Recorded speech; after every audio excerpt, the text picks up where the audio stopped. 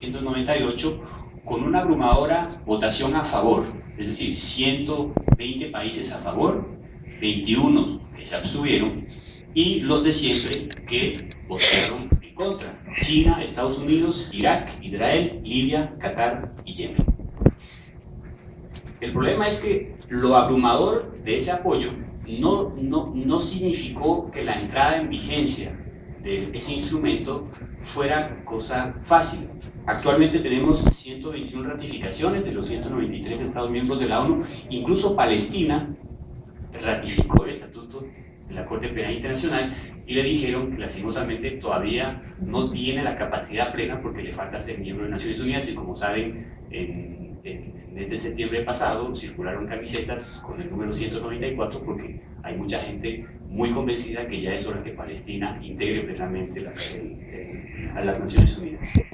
En América Latina, por el momento, los que se quedan fuera de la CPI es El Salvador, Nicaragua y Cuba, que no son partes, y Guatemala lo hizo el mes pasado, es más, este mes, el 2 de abril del 2012. O sea, Guatemala por fin ingresa a la Corte Penal Internacional, que debió de ser, desde mi punto de vista, el primer país, dadas las exacciones que se cometieron durante más de 36 años en la época sucia de la guerra civil. Costa Rica, si ustedes lo ven bien, firma el 7 de octubre del 98 y se toma no un año, no dos, sino 3 para ingresar a la Corte Penal Internacional. Ese tiempo de espera, ese compás que abre Costa Rica, lo abrieron también muchos otros países, porque una cosa es ir a Roma a apoyar un texto, otra cosa es firmarlo, pero otra cosa muy distinta es aprobarlo en el Congreso y ratificarlo.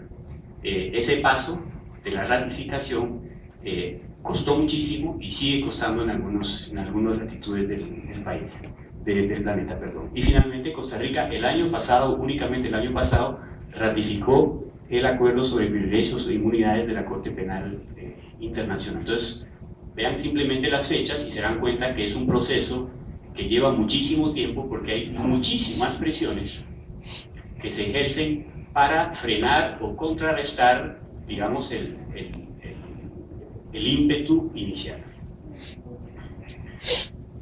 Y el ímpetu, ¿por qué? Porque es una idea muy simple el decir que para la gente que cometa genocidios, crímenes de lesa humanidad y crímenes de guerra y crímenes de agresión, que esos crímenes no pueden quedar impunes y hay que juzgarlos. O sea, la idea es muy simple.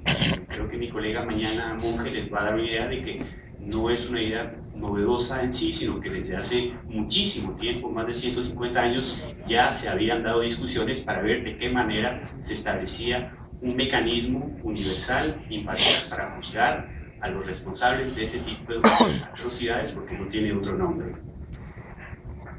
El espíritu de Roma va un poquito más allá y fue definido en un libro muy bonito que fue publicado el año pasado en Francia, como lo siguiente: disuadir a cada individuo de cometer crímenes internacionales, y ojo con eso, sin distinción alguna entre el estatuto de nacional de un Estado poderoso o de un Estado débil, o entre la presencia de una potencia vencida o de una potencia victoriosa. La idea es que la justicia sea igual para todas y se aplique con el mismo peso para todos, sea usted nacional de las Islas Fiji o representante del gobierno norteamericano. Eso es el espíritu de Roma, y eso es lo que ha motivado por parte de Estados Unidos una férrea oposición, sintiendo que de alguna manera ese texto viene a limitar o a amenazar las operaciones militares que se llevan a nivel planetario por parte de ese país. Estados Unidos, China, Rusia e India no son parte de la CPI, tampoco lo son parte de los que George Bush denominaba el eje del mal, como son Corea del Norte, Irak o Cuba. Es decir, ahí sí se reencuentran, hay una coincidencia de la primera potencia mundial con sus enemigos. Pero el caso de la hostilidad de Estados Unidos es atípica. Es atípica en la medida en que en la historia del derecho internacional nunca un Estado había desplegado esfuerzos diplomáticos tendientes no a evadir, sino a frenar el apoyo y el ímpetu general promovido a nivel de la comunidad internacional. Entonces, a partir del 2002, y ahí esta parte es un poquito técnica y les voy a pedir un poquito de atención, hay presiones diplomáticas y económicas para concluir con los estados, partes o no partes de la CPI, un acuerdo bilateral de no entrega. ¿Qué significa eso? Usted se compromete conmigo a que si en algún momento la CPI exige que remitan a un nacional de Estados Unidos, me lo mandan a mí, Estados Unidos. No se les ocurra mandárselo a la Haya. Eso es la idea de esos famosos acuerdos de bilaterales de inmunidad. El primer acuerdo, tan interesante, fue firmado entre Estados Unidos e Israel.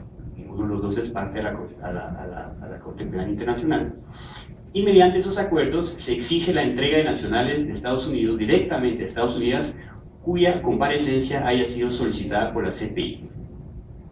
Y esta estrategia por parte de Estados Unidos es más exitosa, más de 100 acuerdos APIs, más de 100 acuerdos. Por supuesto que hay un músculo político detrás, hay presiones políticas, hay presiones diplomáticas. Lo interesante es que de esos 100 firmados, únicamente 21 llegaron a ser ratificados por congresos. O sea, una cosa es que el Ejecutivo firme bajo presión y otra cosa es que se dé una discusión política en un congreso y se den cuenta de la verdadera vergüenza, porque es una vergüenza intentar de alguna manera romper la integridad del régimen jurídico que establece la Corte Penal Internacional.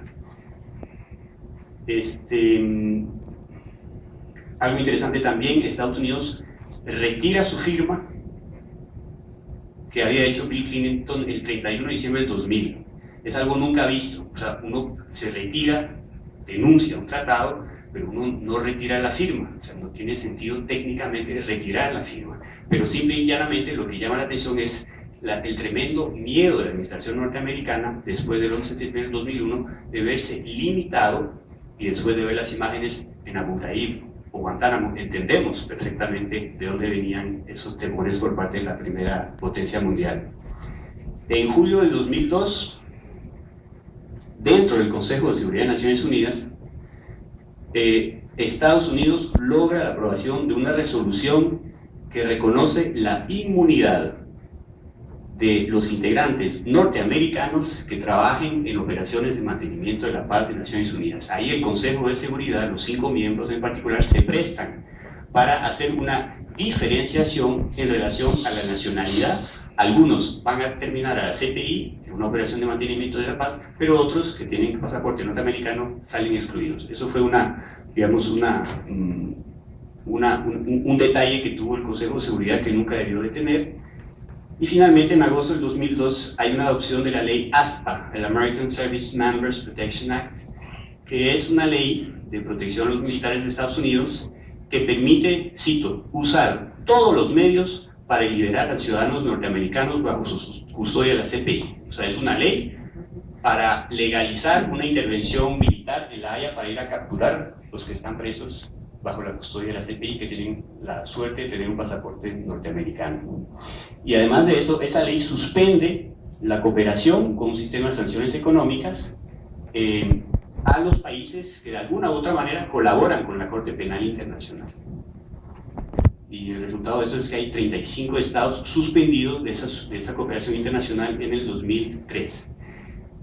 ¿Por qué les hablo de eso? Bueno, porque Costa Rica, y ahí mis respetos, Costa Rica fue de los 12 países que nunca se prestó para las artimañas de la administración norteamericana. Es decir, durante todo ese tiempo Costa Rica se mantuvo firme, como un David frente a un Goliat, y rechazó públicamente, a través de sus autoridades, la idea de aceptar firmar esos acuerdos bilaterales de los más de 100 que firmó Estados Unidos en el mundo. Entonces, todo eso tiene su costo político. El costo fue que Estados Unidos suspendió entre el 2004 y el 2006 la ayuda militar a Costa Rica y los fondos de cooperación para la implementación del TLC. Entonces, en un momento particularmente, digamos, sensible desde el punto de vista de la adopción del TLC, Costa Rica se queda sin esos fondos previstos en la cooperación norteamericana.